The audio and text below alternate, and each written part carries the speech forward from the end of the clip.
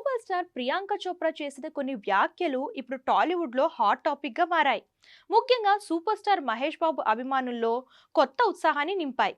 తాను ఈ ఏడాది ఓ భారతీయ చిత్రంలో నటిస్తున్నట్లు ప్రియాంక చెప్పడంతో మహేష్ బాబుతో దర్శకధీరుడు ఎస్ఎస్ రాజమౌళి ప్రతిష్టాత్మకంగా తెరకెక్కిస్తున్న SSMB29 గురించేనని ఫ్యాన్స్ భావిస్తున్నారు.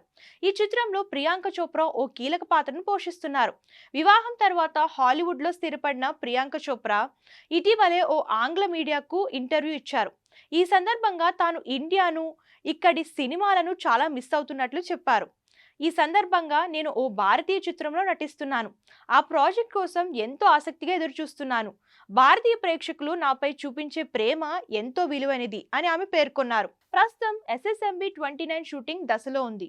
అటవీ నేపథ్యంలో సాగే ఈ అడ్వెంచర్ థ్రిల్లర్ను రాజమౌళి భారీ స్థాయిలో తీర్చిదిద్దుతున్నారు. ఈ చిత్రంలో మహేష్ బాబు సరికొత్త లుక్తో మునిపెన్నడూ చూడని పాత్రలో అలరించనున్నారని చిత్ర వర్గాలు చెబుతున్నాయి.